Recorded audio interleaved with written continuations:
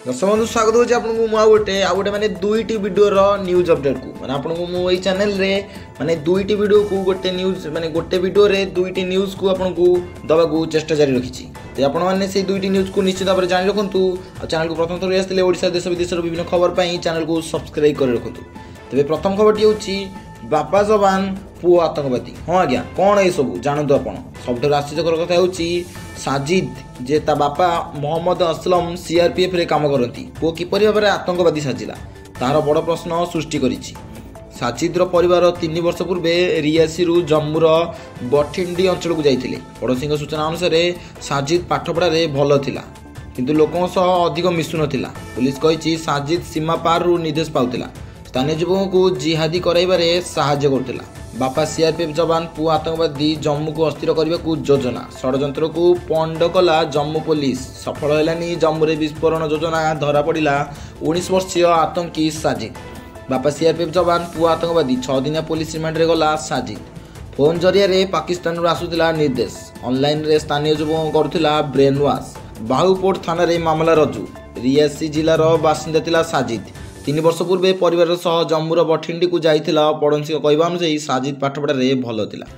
तेज कितु आप जाणी रखु द्वितीय खबरटी हूँ पाकिस्तान को कड़ा जवाब देला भारत। हाँ आज्ञा राम मंदिर धर्मध्वजा देखी बाउली होची पाकिस्तान उचित जवाब देला भारत। कौन रही जाणी रखु अयोध्यार राम मंदिर उपर पवित्र धर्मध्वजा उत्तोलन संपर्क में पाकिस्तान मंतव्य पुणी थे भारत और पाकिस्तान मध्य कूटनैतिक उत्तेजना को वृद्धि करिछि। भारत केवल पाकिस्तान आपत्ति को प्रत्याख्यान करना बरं यह द्वंद्वात्मक मानर उदाहरण भाव समालोचना करिछि।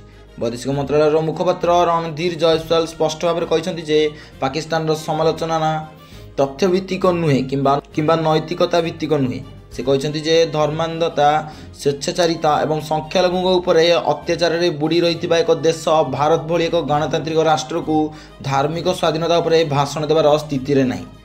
जयसवाल यह पुनरावृत्ति कहते अयोध्या पताका उत्तोलन समारोह भारतर सांस्कृतिक और आध्यात्मिक विषय सहित जड़ित एवं कौन विदेशी देशर मतामत अप्रासंगिक।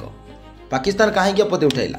एक विवृत्ति पाकिस्तान वैदेशिक मंत्रालय राम मंदिर में पताका उत्तोलन को इस्लाम फोबियार एक प्रकाशन बोली वर्णना करिछि। पाकिस्तान कही यही पदक्षेप 1992 घटना गुड़ी को मन पकई देउछि भारत में धार्मिक संख्यालघु विपदर वातावरण सृष्टि करिछि। एपरिक पाकिस्तान यह मामलार हस्तक्षेप करने को अंतर्जातीय संगठन गुड़ी को आह्वान देछि। भारत देला उचित जवाब। भारत यह विभूति उपर तीव्र प्रतिक्रिया प्रकाश करी पाकिस्तान को भारतीय धार्मिक कार्यक्रम में हस्तक्षेप करने पूर्व प्रथम निज देशर परिस्थिति को समाधान करने उचित।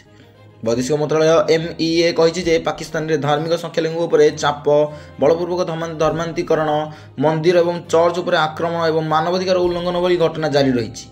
एपरी परिस्थिति पाकिस्तान प्रचार कपट व्यतीत आउ किछि नुहे। तेज कौन रही पताकार महत्व। प्रधानमंत्री नरेंद्र मोदी नवेम्बर 25 तारिख में अयोध्या एक स्वतंत्र समारोह में राम मंदिर में पवित्र गेरुआ पताका उत्तोलन करते। यह कार्यक्रम मंदिर निर्माण अग्रगति को सूचित करता जहाँ यार प्रतिष्ठार गोटे वर्ष पूरण करता। लक्ष लक्ष भक्तों पर यह एक सांस्कृतिक और आध्यात्मिक मुहूर्त था जहाँ पाकिस्तान सहित संपर्क जमा नुहे।